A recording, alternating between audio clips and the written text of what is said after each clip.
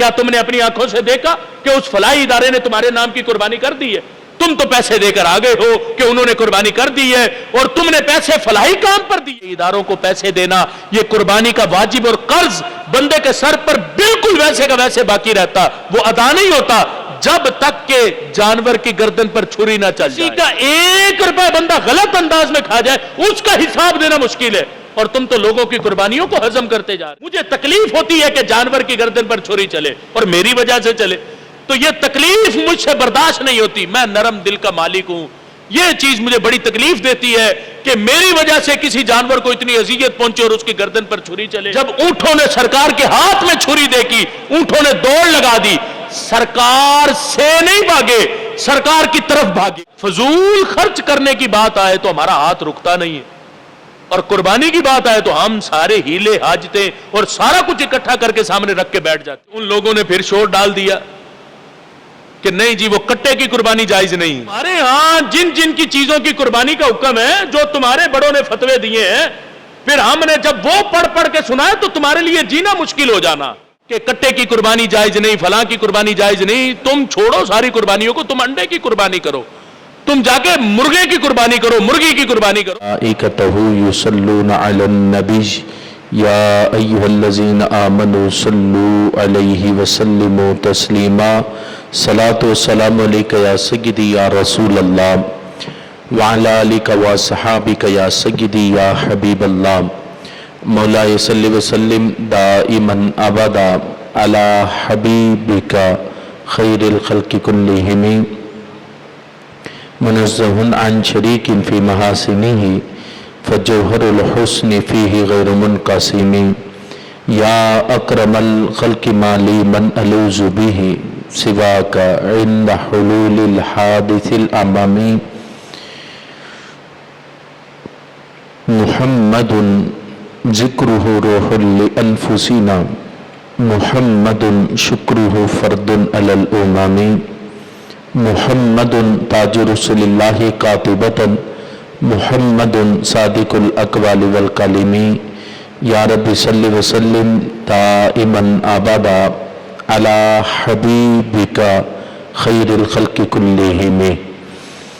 اللہ تبارک و تعالی جل جلالہ وعم نوالہ وتم برہانہ وعظم شانہ وجل ذکرہ وعز اسمہ کی حمد و ثنا، اور حضور سرور کائنات مفخر موجودات زینت بزم کائنات دستگیر جہاں غم گسار زماں سید سروراں حامی بے کساں قائد المرسلین خاتم النبیین احمد مجتبی جناب محمد مصطفیٰ صلی اللہ علیہ وسلم کے دربار گہربار میں ہدیہ درود و سلام عرض کرنے کے بعد، نہایت معزز و محتشم سامعین حضرات، رب ذوالجلال کے فضل و توفیق سے فضائل و مسائل قربانی کے حوالہ سے ہماری گفتگو کا موضوع ہوگا اللہ ہم سب کو قرآن و سنت کے نور کی سمجھ عطا فرمائے اور اس کے ابلاغ و تبلیغ کی اللہ ہمیں توفیق عطا فرمائے۔ محتشم سامعین حضرات، عید الاضحیٰ کی خوشیاں رب کے فضل سے قریب آنے والی ہیں۔ ذوالحجہ کا چاند طلوع ہو چکا ہے، وہ بابرکت ایام جن کی قسم رب ذوالجلال قرآن مجید فرقان حمید میں اٹھاتا ہے، وہ ایام رب کے فضل سے تشریف لا چکے ہیں۔ اللہ ہمیں ان ایام کی برکتیں سمیٹنے کی توفیق عطا فرمائے اور رب ذوالجلال ان میں ہمیں عبادت کرنے کی توفیق عطا فرمائے، اور رب کے فضل سے اور رب کی دی ہوئی توفیق سے لوگ قربانی کے جانور خریدنے میں مصروف ہیں۔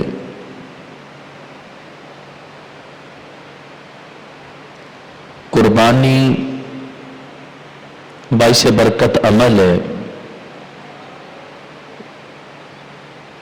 لیکن نبی پاک صلی اللہ علیہ وسلم کی اس سنت کو ادا کرنے میں آج سیکولر لوگ اور لبرل لوگوں کو بڑی تکلیف ہوتی.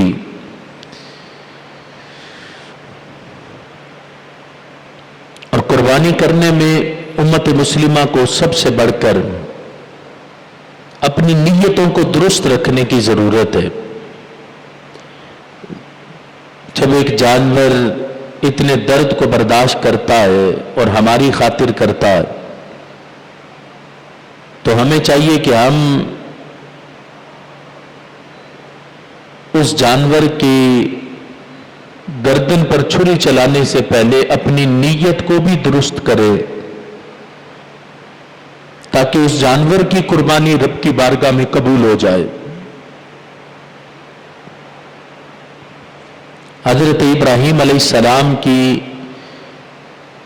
یہ سنت ہے اور پھر نبی پاک صلی اللہ علیہ وسلم نے مدینہ شریف کے قیام میں ہر سال جانور کی قربانی کو رب کی بارگاہ میں پیش کیا. تو اب یہ اس امت کے لیے واجب قرار پائی.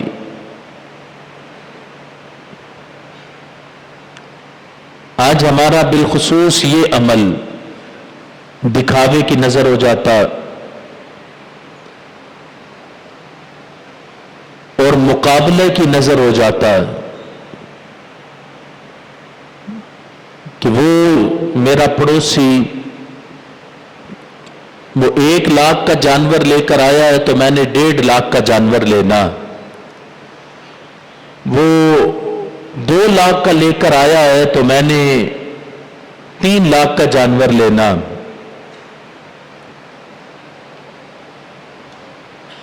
ہمیں اپنی نیتوں کی درستگی کرنی چاہیے تاکہ اللہ ہمارے اعمال کو اپنی بارگاہ میں قبول فرمائے.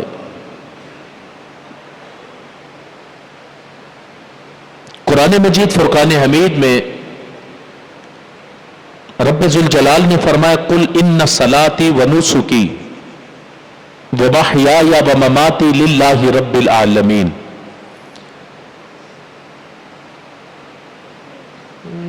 نبی علیہ السلام نے ارشاد فرمایا کہ بے شک میری نماز اور میری قربانی ان صلاتی ونسکی میری نماز اور میری قربانی ومحیای ومماتی میرا زندہ رہنا اور دنیا سے پردہ فرمانا للہ رب العالمین سب کچھ اللہ کے لیے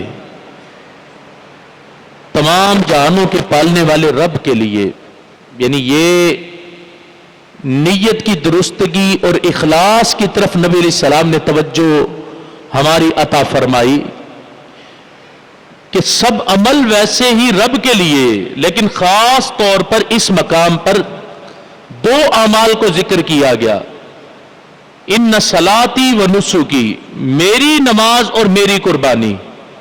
نبی علیہ السلام نے اپنی ساری زندگی میں صرف نماز اور قربانی والا عمل ہی نہیں کیا, دیگر اعمال بھی رسول اکرم صلی اللہ علیہ وسلم نے آپ نے ادا فرمائے ہیں, لیکن قرآن مجید فرقان حمید کے اس مقام پر بالخصوص ان 2 اعمال کو ذکر کیا گیا, نماز کو اور قربانی کو. ان 2 میں سب سے زیادہ ریا کے آنے کا اندیشہ ہے کہ نماز میں ریا آ جائے اور قربانی میں دکھاوا آ جائے. اس لیے فرمایا میری نماز میری قربانی للہ رب العالمین, یہ اللہ کے لیے اور یہ ہماری درستگی کے لیے. نبی علیہ السلام نے اور رب نے قرآن میں ارشاد فرمایا کہ تم نے بھی ان 2 اعمال کا بالخصوص خیال رکھنا, نماز بھی اور قربانی بھی, یہ رب کی رضا کے لیے ہونی چاہیے. آج قربانی میں دکھاوا بڑا آ جاتا اور کئی لوگ معاذ اللہ قربانی میں حرام کے پیسے کی امیزش بھی کر دیتے کہ کوئی بات نہیں حرام کا ہے, میں 2 جانور زیادہ خرید لوں گا. اب وہ حرام کی امیزش سے ساری قربانی ضائع ہو جاتی. حلال ہو اور خالص ہو اور نیت بھی رب کی رضا کی ہو تو چاہے بندہ چھوٹا بکرا ہی کیوں نہ ذبح کرے میرا رب ضرور قبول فرما لیتا. اور اگر حرام ہو تو حرام تو ویسے ہی رب کی بارگاہ میں قبول نہیں. اور پھر حلال میں بھی نیت کی درستگی ہمارے لیے سب سے پہلا مرحلہ ہے کہ جانور نیت کس پر خریدا، پھر اس کو گھر لائے، اس کی خدمت کس نیت پر کی، اور پھر جب اس کو ذبح کرنا تو کس نیت پر اسے ذبح کیا جا رہا، پھر اس کا گوشت بن گیا، کو گوشت بانٹنا کس نیت پر ہے۔ ہمارے کئی احباب گوشت تقسیم کرتے ہوئے بھی نیتیں اپنی خراب کر لیتے ہیں۔ اسے پوچھو کیا فلاں کو گوشت بھیجا، اس نے مجھ سے مانگا کب ہے؟ وہ مجھ سے مانگے تو میں گوشت بھیجوں؟ بھئی سب سے پہلے اپنے غریب رشتہ داروں کو بھیجو، پھر محلے دار غربا کو بھیجو، پھر غربا میں تقسیم کرو۔ گھر تھوڑا بہت بچ جائے تو وہ کھا لو، کوئی حرج نہیں، سارا سال امارا گوشت کھاتے ہی رہتے۔ اگر آج کے دن کا غربا میں بانٹ لیا تو کوئی حرج نہیں بنے گی۔ ہاں شرعی مسئلہ تو ہے کہ 3 حصے کیے جائے، ایک رشتہ داروں کا، ایک غریبوں کا، ایک اپنے لیے۔ اگر اپنا حصہ تم غربا میں تقسیم کر دو تو کوئی فرق نہیں پڑے گا، میرا رب برکت ہی عطا فرمائے گا۔ اب اس لحاظ سے گوشت بانٹتے ہوئے بھی ہماری نیتیں خراب ہو جاتی۔ ہر لحاظ سے اپنی نیت کو درست کر کے جانور کی قربانی کی طرف قدم رکھنا، تاکہ میرا رب اس جانور کی قربانی کو اپنی بارگاہ میں قبول فرما لے۔ نیت درست ہوگی تو قربانی قبول ہوگی، نیت خراب ہوئی تو قربانی قبول نہیں ہونی۔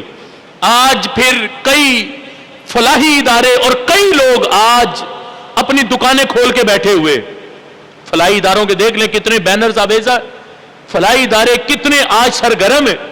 ان کا کام کیا ہے؟ آپ قربانی کو چھوڑیں، قربانی ہمارے ذمہ لگا دے۔ کرنا کیا ہے؟ آپ 25,000 روپے ایک جانور کا حصہ دے دیں، بڑے جانور کا، اور 50,000 روپے ایک بکرے کا دے دیں، بس آپ کی قربانی ہو گئی ہے۔ 50,000 آپ ہمیں دیں، 25,000 ایک جانور کا حصہ دے دیں، آپ کی قربانی ہو گئی۔ بھئی کہاں انہوں نے قربانی کی؟ وہ خوابوں میں قربانی کر رہے، اور تم 25,000 دے کر گھر آ کے سکون سے سو گئے ہو کہ میری قربانی ہو گئی۔ 50,000 دے کر آ کر سو گئے ہو کہ میری قربانی ہو گئی۔ یہ فلاحی ادارے، ان کے پیچھے جو بڑا ان کا سرگنا تھا، وہ جو کچھ عرصہ پہلے مرا ہے، وہ عبدالستار عیدی جیسا، جس نے سب سے پہلے یہ جملے بولے تھے اور اس نے یہ باتیں نکالی تھی۔ اس نے کہا تھا کہ قربانی ضروری نہیں ہے، یتیموں کی خدمت ضروری۔ آپ پیسے دیں، ہم آپ کے پیسے سے یتیموں کی خدمت کریں گے۔ آپ کیا جانور لے لے کر لاکھوں لاکھ کے وہ قربان کر کے گوشت بانٹ رہے ہیں؟ اس کو چھوڑے، پیسے ہمیں دے، ہمیں پیسے ضرورت ہے، ہم پیسے یتیموں پر خرچ کریں گے۔ یاد رکھنا، ان دنوں میں عید کے کوئی 10 لاکھ بھی خرچ کرے فلاحی کاموں پہ، میرے رب کو اس کا عمل پسند نہیں جتنا 50,000 کے بکرے کی گردن پر چھری چلانا میرے رب کو پسند ہے۔ تو ہم رب کی پسند ناپسند کو دیکھنا، اپنی مرضی کو نہیں دیکھنا۔ وہ کہتے ہیں پیسے ہمیں دیں، ہم قربانی کر۔ کہاں قربانی کی انہوں نے؟ کیا تم نے اپنی آنکھوں سے دیکھا کہ اس فلاحی ادارے نے تمہارے نام کی قربانی کر دی ہے؟ تم تو پیسے دے کر آگے ہو کہ انہوں نے قربانی کر دی ہے، اور تم نے پیسے فلاحی کام پر دیے، تو قربانی کیسے ہوگی؟ اس لیے قربانی کا جانور خود لو۔ سب سے پہلا حق ہے کہ اپنے ہاتھوں سے اسے ذبح کرو۔ اپنے ہاتھوں سے نہیں کر سکتے تو کم از کم اپنی آنکھوں کے سامنے تو ذبح کرواؤ، اپنی آنکھوں کے سامنے تو گوشت بنے، تمہاری آنکھوں کے سامنے تو سب تقسیم ہو، تو پتہ تو چلے، قلبی طور پر تم مطمئن تو ہو کہ مجھ پر جو واجب تھا میں نے واجب ادا کر دیا اللہ اور اس کے رسول صلی اللہ علیہ وسلم کی رضا کے لیے۔ ورنہ آج یہ فلاحی اداروں کو پیسے دینا، یہ قربانی کا واجب اور قرض بندے کے سر پر بالکل ویسے کا ویسے باقی رہتا، وہ ادا نہیں ہوتا جب تک کہ جانور کی گردن پر چھری نہ چل جائے۔ اس وقت تک جانور قربان نہ ہو جائے، اس وقت تک بندے کا واجب ادا نہیں ہوتا۔ اس لیے جو فلاحی ادارے آج دکانیں کھول کے بیٹھے ہیں، جن کے پیٹ بھرتے نہیں ہیں، وہ لوگوں کی قربانیاں کھاتے جا رہے، اور لوگوں کی قربانیاں، کسی کا 1 روپے بندہ غلط انداز میں کھا جائے اس کا حساب دینا مشکل ہے، اور تم تو لوگوں کی قربانیوں کو ہضم کرتے جا رہے ہو۔ تمہیں مرنا بھول گیا، تم نے رب کو حساب نہیں دینا، رب کو جواب نہیں دینا۔ آج فلاحی کاموں پہ نام پر لوگوں کی قربانیوں کو ضائع کرنے والے لوگ اپنی آخرت کی فکر کریں کہ ہم نے مرنے کے بعد اپنے اعمال کا جواب نہیں دے سکیں گے، لوگوں کی قربانیوں کا جواب کیسے دے پائیں گے؟ اس لیے پیسے دینے والوں کو بھی آج خیال کرنا چاہیے کہ خود جا کر 50,000 کا بکرا لے کے اپنی آنکھوں کے سامنے ذبح کر کے اسے خود ذبح کر کے خود تقسیم کر دیں، تو یقین جانے گھر میں کی گئی قربانی کا ثواب بھی ہوگا، اور آنکھوں کے سامنے کی گئی قربانی سے دل بھی مطمئن ہوگا، اپنے ہاتھوں سے بانٹے گئے گوشت پر اس کا دماغ بھی تر و تازہ رہے گا تو میرا رب اس کے اس عمل کو قبول فرما کے سارا سال قربانی کی برکت رب اس کے گھر میں عطا فرمائے گا۔ آج ہمارے ہاں کئی لوگ ہوتے گھر میں جانور ذبح نہیں کرتے، گھر گندا ہو جائے گا، گھر کا کیا ہوگا، گھر گندا ہو جائے گا، کیسے ذبح کرے گھر کے اندر جانور کو۔ کئی لوگ حصہ اس لیے ڈالتے بنا بنایا گوشت صاف ستھرا گھر آ جائے گا۔ حصہ ڈالنے سے پہلے نیت کی درستگی ضروری۔ کسی نے اگر ساتوں میں سے ایک نے بھی گوشت کی نیت پر حصہ ڈالا تو باقی 6 کی قربانی کدھر جائے گی؟ حصہ ڈالنا بڑا مشکل کام ہے، جس کو آسان سمجھا جا رہا، ہاں جن کو شرعی تقاضے سارے پتا، وہاں حصہ ڈالا جائے حرج کوئی نہیں، لیکن آج حصے ڈالنا اس کو لوگ آسان سمجھتے اور نیت یہی ہوتی کہ گھر صاف ستھرا رہے گا، بس بنا بنایا گوشت آ جائے گا، وہ بھی کوشش کروں گا بار بار سارا اس کے شاپر بن جائے اور بن کر گھر شاپروں میں پیک ہو کے ہمارے گھر ہماری زوجہ کے پاس تشریف لائے گوشت، اس کو ہاتھ خراب نہ کرنے پڑے، گھر کا فرش خراب نہ ہو، گھر کے برتن خراب نہ ہو، سارا کچھ صاف ستھرا رہے اور ہماری قربانی بھی ہو جائے۔ برکت کہاں سے پڑے گی؟ برکت کہاں سے؟ دیکھو نا، پہلے تو بزرگ کہتے تھے جانور لاؤ، صرف عید پر نہیں، عید کے سوا بھی گھر میں کوئی مشکل پڑی کہتے تھے جانور ذبح کرو، کوئی پریشانی آئی جانور ذبح کرو، کچھ بھی ہوا، کوئی بیمار ہو گیا جانور ذبح کرو، کسی کو کچھ ہو گیا جانور ذبح کرو، گھر میں ذبح کرو، تاکہ اس کے ذبح کرنے سے برکت ہو جائے اور بیمار بلا ٹل جائے اور بیماری چلی جائے۔ ہمارے بزرگ تو اتنی نیتوں پر جانور اپنے گھروں میں برکت کے لیے ذبح کراتے تھے، اور ہم آج عید کے دن کی قربانی اس نیت پر باہر کرواتے کہ گھر کے برتن خراب نہ ہو جائے، گھر کا فرش خراب نہ ہو جائے۔ اگر اس نیتوں پر باہر قربانی کی تو پھر فکر کرے بندہ اپنی قربانی کی کہ قربانی بچتی بھی ہے کہ نہیں بچتی۔ اب یہ فضائل بھی ہیں، مسائل بھی ہیں، یہ سارے اپنے سامنے رکھنے۔ اور پھر آج کئی لوگوں کو یہ بھی بڑا درد ہے اور یہ بھی ان کے حالات ہیں، لوگ کہتے ہیں کہ میں دل کا بڑا نرم ہوں، میں جانور کی گردن پر چھری کیسے چلواؤں، میرا دل بڑا نرم ہے، مجھے تکلیف ہوتی ہے کہ جانور کی گردن پر چھری چلے اور میری وجہ سے چلے، تو یہ تکلیف مجھ سے برداشت نہیں ہوتی، میں نرم دل کا مالک ہوں، یہ چیز مجھے بڑی تکلیف دیتی ہے کہ میری وجہ سے کسی جانور کو اتنی اذیت پہنچے اور اس کی گردن پر چھری چلے اور وہ تکلیف برداشت کر کے دنیا سے چلا جائے، تو یہ چیز مجھے میرے دل کو گوارا نہیں کرتی۔ ہم کہتے تمہیں یہ جملے بولنے سے پہلے کچھ خیال کرنا چاہیے، یہ تکلیف آج ہوئی ہے یا سارا سال بھی ہوتی؟ سارا سال کبھی گوشت نہیں کھایا، سارا سال تم نے کبھی مرغی بھی نہیں کھائی، کبھی چھوٹا بڑا گوشت سارے سال میں کچھ بھی استعمال نہیں کیا، کوئی قیمہ کھایا ہو، کوئی کباب کھائے ہو، کوئی ٹکے کھائے ہو، کوئی چیز کھائی ہو، تو یہ گوشت کے نہیں بنتے، یہ جانور پیچھے ذبح نہیں ہوتے، یا یہ مرے ہوئے ہی آتے ہیں جن کے آگے قیمے بنا کے تقسیم کیے جاتے، ان کی گردنوں پر بھی چھری چلتی۔ سارا سال گوشت کھانے پر تکلیف نہیں ہوتی تو عید کے جانور پر تکلیف کیوں ہے؟ اب آ کے تمہارا دل زیادہ نرم ہو گیا عید کی قربانی کے جانور پر۔ ہم کہتے اصل بتاؤ کہ تمہیں درد کس چیز کا ہے؟ درد جانور کی تکلیف کا ہے، تمہیں اپنی گندی طبیعت کا ہے کہ تمہیں اس چیز کا درد ہے کہ نہیں عید قربان پر جانور کو ذبح نہیں ہونا چاہیے، یا قربانی کی نفرت ہے تمہارے دل میں؟ یہ فتنہ ہے، اس فتنے سے اپنے ایمان کو بچانا ہے اور اپنے حالات کو بچانا ہے۔ یہ دل کی نرمی کے نام پر فتنہ کھڑا کیا جا رہا ہے کہ دل نرم ہے ہمارے، ہم برداشت نہیں کر سکتے۔ سارا سال لاکھوں بکرے ذبح ہو جائے، سارا سال لاکھوں جانور ذبح ہو جائے اور ایک ایک دن میں لاکھوں مرغیاں ذبح ہو جائے، اس وقت کسی کو کوئی تکلیف نہیں ہوتی، اور عید قربان کے دن ساروں کو تکلیف ہو گئی ہے۔ ہم کہتے بتاؤ تمہارا دل زیادہ نرم ہے یا کائنات میں سب سے زیادہ دل اللہ نے اپنے حبیب کو نرم عطا فرمایا ہے؟ کس کا دل نرم ہے، تمہارا نرم ہے یا سرکار کا نرم ہے؟ اور سرکار کی قلب کی کیفیت کو تو قرآن بھی بیان فرماتا ہے، اور قرآن میں اللہ فرماتا ہے لَقَدْ جَاءَكُمْ رَسُولٌ مِّنْ أَنفُسِكُمْ عَزِيزٌ عَلَيْهِ مَا عَنِتُّمْ حَرِيصٌ عَلَيْكُمْ بِالْمُؤْمِنِينَ رَءُوفٌ رَحِيمٌ۔ اللہ نے محبوب کو ایمان والوں پر رؤوف و رحیم بنایا ہے۔ شان کیا ہے؟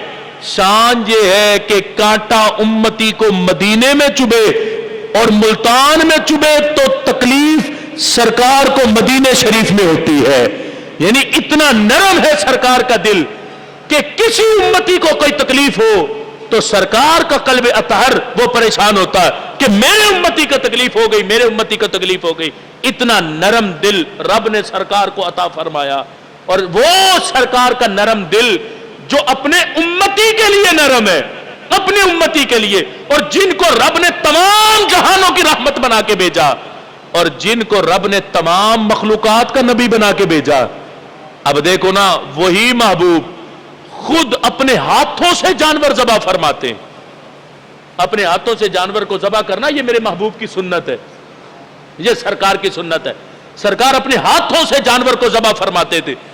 और हज के मौका पर तो मिना का मंजर ही बड़ा जुदा था, जब नबी अलैहिस्सलाम के हाथ में छुरी थी और आगे ऊंटों को ज़बा करना था। बुखारी में है 63 ऊंट खड़े थे। फतफिकना यस्दलिफना इलैहि, जब ऊंटों ने सरकार के हाथ में छुरी देखी, ऊंटों ने दौड़ लगा दी। सरकार से नहीं भागे, सरकार की तरफ भागे हैं।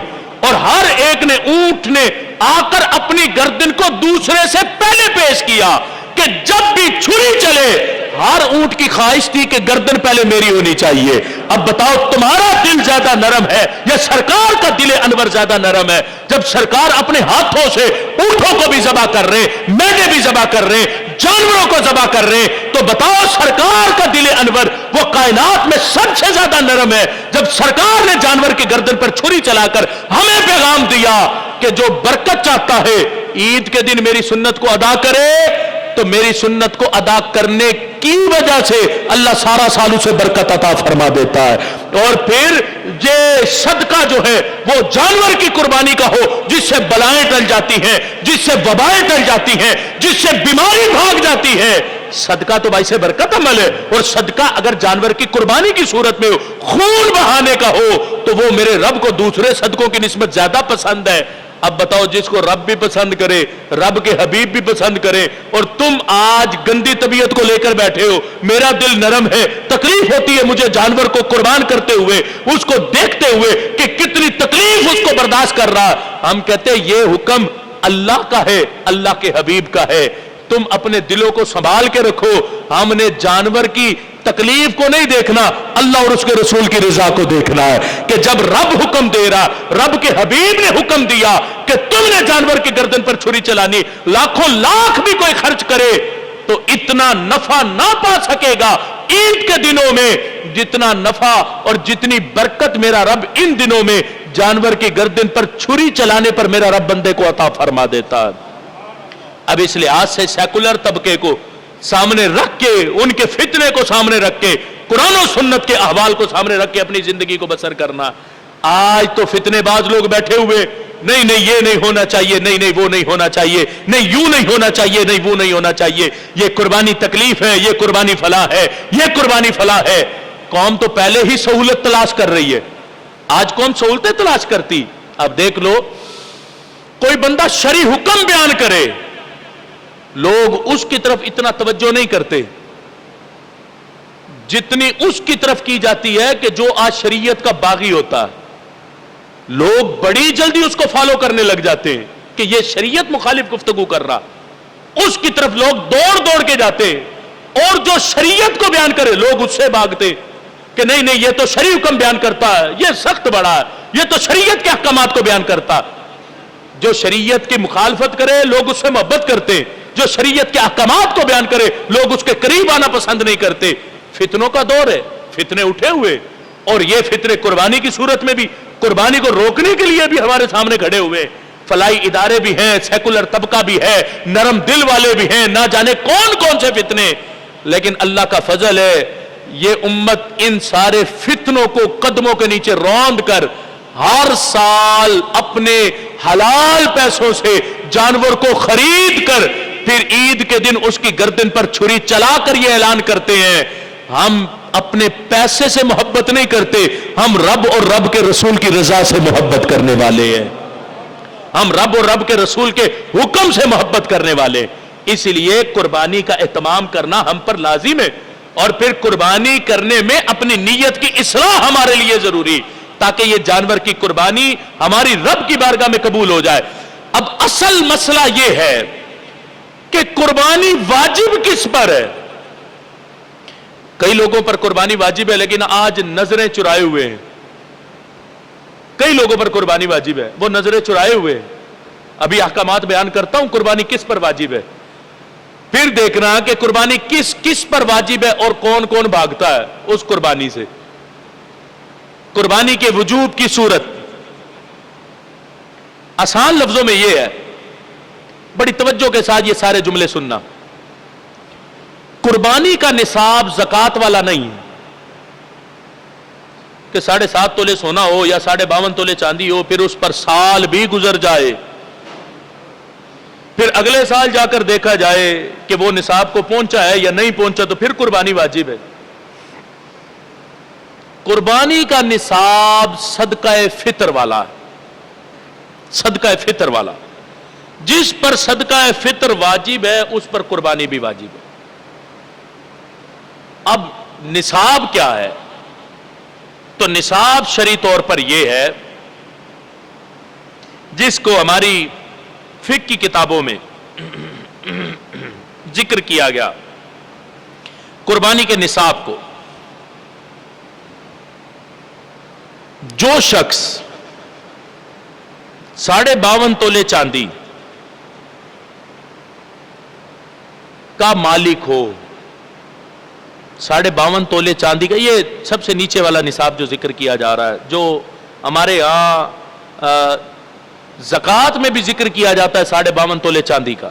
7.5 تولے سونے کا کم ہے لیکن 52.5 تولے چاندی کے نصاب کو عمومی طور پر ذکر کیا جاتا کہ 7.5 تولے سونا تو کسی کسی کے پاس ہوگا, اور پھر سونا ہے اتنا مہنگا, کون اتنا مہنگا سونا خرید کے اپنے پاس رکھتا.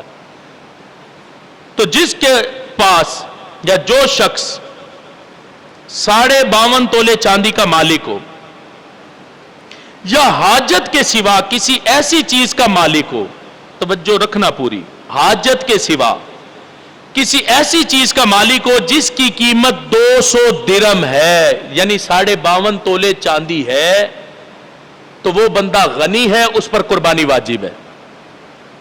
حاجت کے سوا کسی ایسی چیز کا مالک ہو جس کی قیمت 52.5 تولے چاندی کو پہنچتی ہو, تو وہ غنی ہے اور اس پر قربانی واجب ہے. حاجت سے مراد کیا ہے؟ حاجت سے کیا مراد ہے؟ حاجت سے مراد ہمارا مکان ہے, ہمارا مکان جس میں ہم رہتے ہیں, اور ہماری خانہ داری کا سامان ہے جو ہم گھر میں استعمال کرتے ہیں, وہ برتن, وہ بستر, وہ سارا کچھ جو استعمال کیا جاتا, یعنی جس کے بغیر بندہ زندہ نہ رہ سکے اور جس کے بغیر بندے کی آبرو سلامت نہ رہے, عزت سلامت نہ رہے, وہ چیزیں.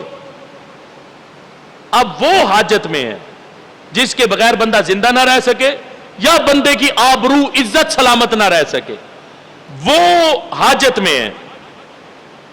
اور یہ سواری موٹر سائیکل ہو یا گاڑی ہو, یہ بھی حاجت میں ہے. اور خادم اور پہننے کے کپڑے, یہ بھی حاجت میں ہے. یہ سارا کچھ حاجت میں ہے. اب اس کے سوا جو ہے ان کو شمار کیا جائے گا, پھر ان کے پیسے اکٹھے کیے جائیں گے. اگر وہ 52.5 تولے چاندی کی رقم تک پہنچتے ہیں تو اس بندے پر قربانی واجب ہے. اب یہ ذہن میں رکھیں, یہ جو ہمارے گھر میں ٹی وی لگے ہیں, ایل سی ڈیاں لگیں, 70,000 کی ایل سی ڈی آتی, 80,000 کی آتی, لاکھ کی آتی, یہ ہماری حاجت میں نہیں, یہ ہماری حاجت میں نہیں, یہ ذہن میں رکھنا. اس کے علاوہ کسی کے گھر میں اگر کوئی میوزک کا کوئی پروگرام رکھا ہوا ہے, وہ حاجت میں نہیں ہے. ان ساروں کے پیسے شمار کرنے پڑیں گے, یہ چیزیں حاجت میں نہیں ہیں. اور نہ یہ ہے کہ بندہ ان کے بغیر مر جائے گا, اور نہ یہ ہے کہ ان کے بغیر بندے کی آبرو سلامت نہیں رہے گی, کہ اگر گھر میں ایل سی ڈی نہ رہی تو عزت کیسے بچے گی میری, ایسا مسئلہ بھی نہیں. تو یہ چیزیں حاجت میں نہیں ہیں, ان کو شمار کرنا پڑے گا. اور اس کے سوا خانہ داری کا سامان جو ہے اس میں جو حاجت کے سوا چیزیں، مثال کے طور پر ہمارے گھر میں 4 لوگ رہتے ہیں تو حاجت میں بستر کتنے ضرورت ہوں گے؟ 4. ہم نے بنوا کر رکھے ہوئے ہیں 10. اب وہ جو 6 بستر ہے وہ حاجت کے سوا ہیں، ان کے پیسے بھی شمار کرنا پڑیں گے، اور دیگر چیزیں ساری جو گھر میں پڑی ہیں ہماری حاجت کے سوا پڑی ہوئی ہیں. برتنوں کو دیکھ لیا جائے، برتنوں کو دیکھ لیا جائے. آج گھر میں ایک سیٹ پڑا ہوتا ہے جس کو ماربل کا سیٹ کہتے ہیں، وہ کوئی 40-50 ہزار کا ایک سیٹ آتا ہے، اور گھر میں نکالا بھی نہیں جاتا اس کو، کس وجہ سے کہ یہ ٹوٹ جائے گا. حاجت کس چیز کی ہوتی؟ وہ پلاسٹک کے برتنوں کی جو سیٹ ڈنر سیٹ استعمال ہوتے. اب وہ ڈبہ پورا بند کئی سالوں سے پڑا ہوا گھر کے اندر، وہ حاجت میں آئی نہیں. اب شمار کریں نا ساری چیزیں، پھر دیکھیں قربانی کس کس پر واجب بنتی. اب دیکھو اس اجتماع میں جتنے بیٹھے ہیں ہم لوگ، نصاب کیا ہے؟ نصاب ہے جس پر فطرانہ واجب ہے اس پر قربانی واجب ہے. ابھی 2 میں پتہ نہیں قربانی واجب ہے، پتہ نہیں ہے، پتہ نہیں کرنی ہے، پتہ نہیں کرنی. میرے اوپر تو قربانی واجب ہے نہیں، میرے تو حالات ایسے ہیں، میرا فلاں ہے، میرا فلاں ہے، سارا کچھ ہم نے پیش کر دینا. اور جب فضول خرچ کرنے کی بات آئے تو ہمارا ہاتھ رکتا نہیں ہے، اور قربانی کی بات آئے تو ہم سارے ہیلے حاجتیں اور سارا کچھ اکٹھا کر کے سامنے رکھ کے بیٹھ جاتے کہ مجھ پر قربانی واجب ہوتی نہیں. بتاؤ جی یہ فلاں ہے، میرا تو یہ مسئلہ ہے، کیا مجھ پر پھر بھی قربانی واجب ہے؟ اور بھئی مسئلہ آسان لفظوں میں آپ کو سمجھا دیا.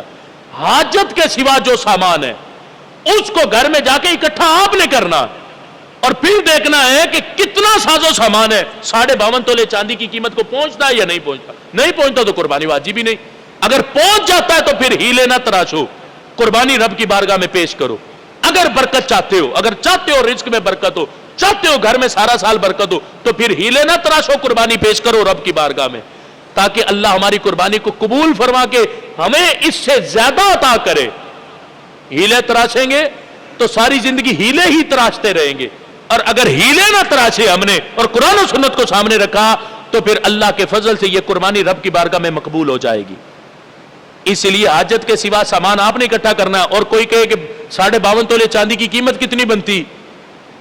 3300 یا 3400 روپے تولہ چاندی ہے. 3300 یا 3400 مطلب ان کے درمیان میں ہے قیمت چاندی کی. تو اتنی قیمت آپ نے 52.5 تولے چاندی کی لگانی، وہ 1.5 لاکھ سے تھوڑی سی اوپر بنتی. تو آپ نے اپنے گھر کے نصاب کو دیکھنا ہے. اگر وہ 1.5 لاکھ سے زائد رقم کا سارا مال بنتا تو آپ پر قربانی واجب ہے. پھر آپ کو ہر حال میں قربانی کرنا پڑے گی تاکہ برکت پڑے اور اللہ رزق میں بھی اضافہ فرما دے. اس لحاظ سے ہمیں قربانی کے اس مسئلے کو اپنے سامنے رکھ کر قربانی ہر سال ادا کرنے کی نیت کرنی.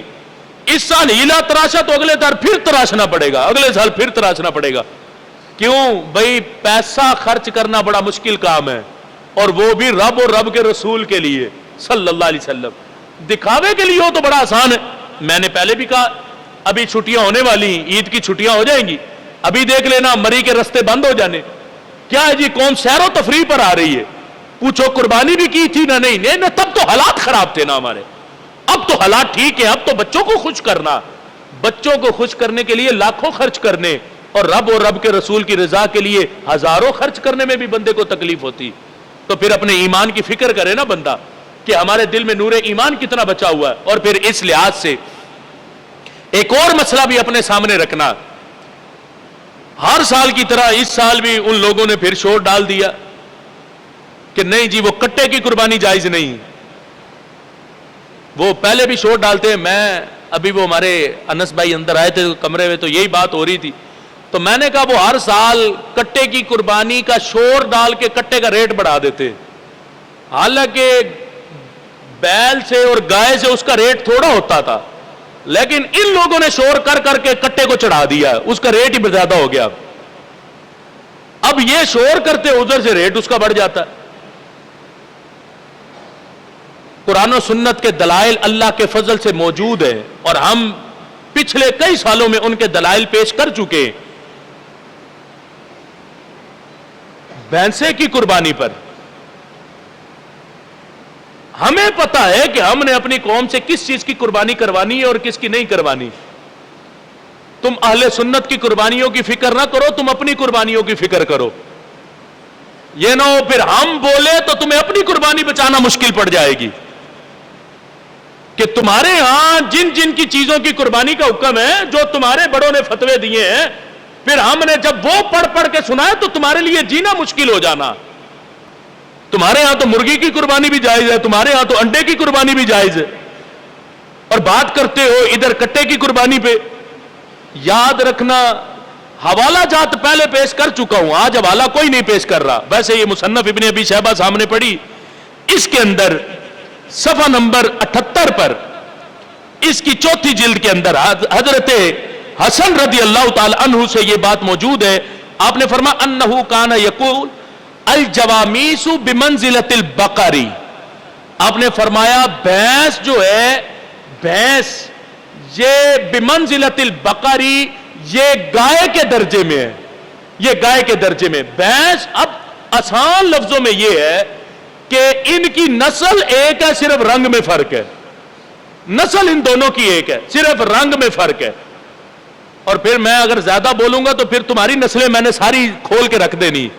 اس لیے یہ جو تم نے فتنہ کھڑا کیا ہوتا نا ہر سال کہ کٹے کی قربانی جائز نہیں, فلاں کی قربانی جائز نہیں, تم چھوڑو ساری قربانیوں کو, تم انڈے کی قربانی کرو, تم جا کے مرغے کی قربانی کرو, مرغی کی قربانی کرو. تمہارا کیا کام ہے یہ بائیں بھینس گائے کٹے اور بیل سے اور اونٹوں کی قربانی سے؟ تمہارے بڑوں نے جو فتوے دیے تم جا کے ان کی قربانی کرو. اس لیے ان کی نسل ایک ہے, صرف رنگ میں فرق ہے کہ وہ کالا ہے اور اس کا رنگ دوسرے رنگوں میں مختلف ہوتا ہے. اس لحاظ سے فرق کوئی نہیں ہے. اور ہمیں پتا ہے اگر یہ ناجائز ہوتی تو صرف میں نہیں, ہمارے بڑے کب سے اپنے سٹیجوں پر اس کی قربانی کو ناجائز قرار دے چکے ہوتے.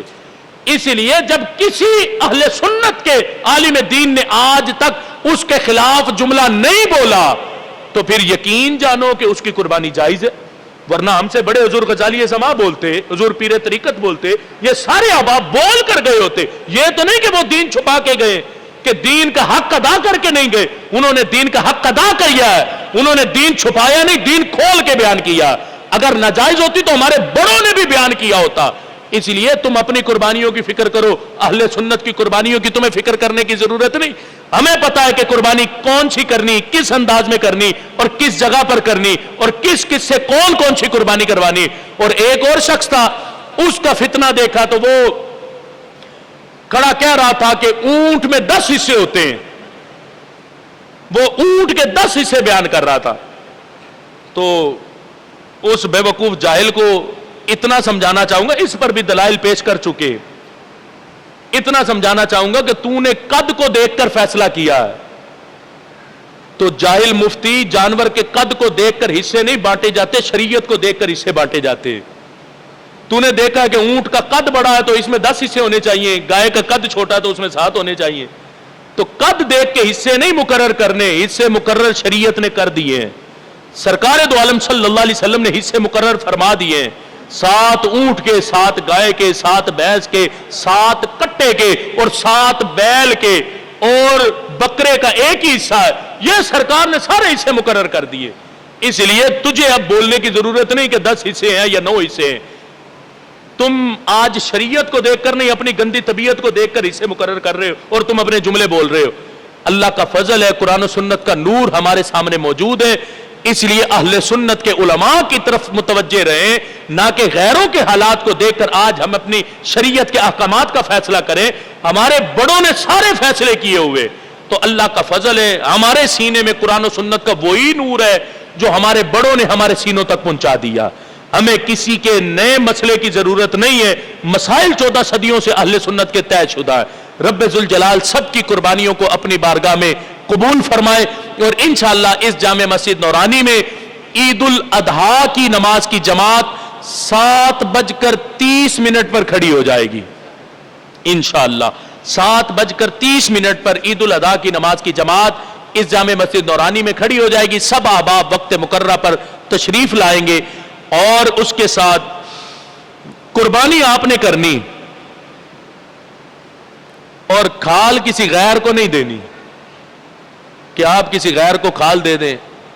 ہاں کوئی صحابہ کو بھونکتا ہے تو کوئی ہڈی اڈی چاہیے ہو تو اسے دے سکتے ہیں, لیکن کھال جیسی قیمتی چیز آپ نے کسی غیر کو نہیں دینی. جامعہ صراط مستقیم کے طلباء اللہ کے فضل سے گزشتہ سالوں کی طرح اس سال بھی یہاں بیٹھے ہوں گے. آپ سب احباب سے پہلے بھی میں گزارش کرتا ہوں کہ آپ سب احباب اپنا ان موقعوں پر تعاون مدارس دینیہ کے ساتھ اور اہل سنت کے مدارس کے ساتھ کرتے ہیں, جس کے سبب مدارس کا نظام بڑے آسان طریقے سے چلتا رہتا اور مدارس کا آج خرچ بہت زیادہ ہے.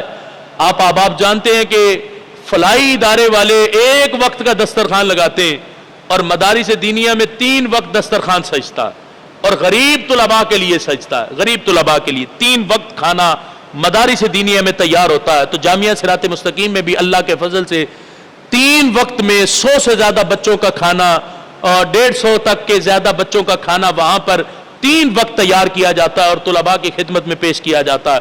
اور طلباء سے کوئی ماہانہ سالانہ فیس ہم اللہ کے فضل سے بالکل نہیں وصول کرتے. یہ ذمہ داری سے کہہ رہا ہوں, نہ کوئی سالانہ فیس ہے نہ کوئی ماہانہ فیس ہے کہ کوئی ہمیں ماہانہ دے تو پھر بچے کو پڑھائیں گے, سالانہ دے تو پھر بچے کو پڑھائیں گے.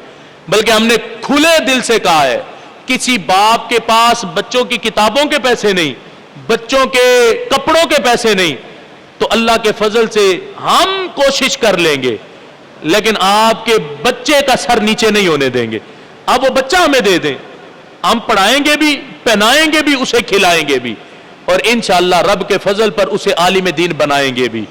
یعنی یہ ہماری نیت, ہماری سوچ ہے. آپ سب احباب پہلے بھی تعاون کرتے ہیں. اللہ کے فضل سے کئی احباب اس اجتماع میں بھی موجود ہیں جو جامعہ صراط مستقیم کا اپنی آنکھوں سے حال دیکھ چکے. انشاءاللہ عید کے فوراً بعد ہم وہاں اپنی عظیم بہنوں کے لیے بھی کلاس کا آغاز کرنے والے ہیں. ہمارا وہ بنات کا مدرسہ بھی 2 منزلہ بلڈنگ اللہ کے فضل سے بالکل آخری مراحل میں ہے. اس کے دروازے لگنے والے اور فرش کی رگڑائی ہو رہی, دروازے لگنے والے ہیں اس کے. انشاءاللہ عید کے متصل بعد وہاں بچیوں کی کلاس بھی اللہ کے فضل سے شروع ہو جائے گی. اور جو بچوں کی کلاس ہے, فارسی کلاس سے لے کے بخاری شریف تک کی ہر کلاس اللہ کے فضل سے جامعہ صراط مستقیم میں موجود ہے.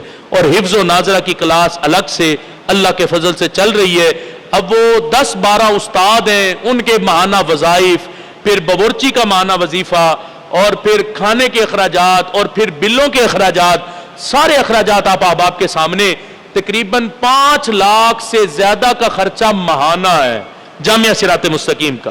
5 لاکھ سے زیادہ خرچہ ماہانہ ہے. اور ہم یہ نہیں کہتے کہ میں چلا رہا ہوں, ہم چلا رہے ہیں. یہ اللہ اور اس کے رسول صلی اللہ علیہ وسلم کے فضل سے چل رہا, ورنہ کون آج 4 بندوں کا گھر چلانا مشکل ہوتا ہے اور یہ 150 بچوں کا کھانا بھی, ان کی رہائش بھی اور ان کا سارا بندوبست کرنا بھی, تو یہ ویسے ظاہری طور پر ایک بڑا مشکل کام ہے. لیکن آپ سب احباب ان مواقعوں پر تعاون کرتے رہتے جس سے یہ مدارس کا نظام اللہ کے فضل سے آسان طریقے سے چلتا رہتا. آپ سب احباب سے میں پھر اپیل کروں گا کہ جامعہ صراط مستقیم کے طلباء کے لیے قربانی کے جانور کی کھالیں آپ سب احباب پیش فرمائیں گے. ہماری جامعہ صراط مستقیم کی رسید پر جامعہ صراط مستقیم کا نام دیکھ کر آپ نے آگے کھال پیش کرنی. یہ نہ ہو ہمارا نام کہہ کے کوئی اور بندہ کھال لے لے, تو اگر سنی ہے تو پھر تو کوئی عرض نہیں, لیکن اگر کوئی غیر اٹھا کے لے جائے تو پھر تکلیف بڑی ہوگی. اس لیے جامعہ صراط مستقیم کا نام رسید پر دیکھ کر آپ نے کھالیں پیش کرنی. رب ذوالجلال سب کی قربانیوں کو اپنی بارگاہ میں قبول فرمائے. اللہ میرے یہ کلمات بھی اپنی بارگاہ میں قبول فرمائے. وآخر دعوانا ان الحمد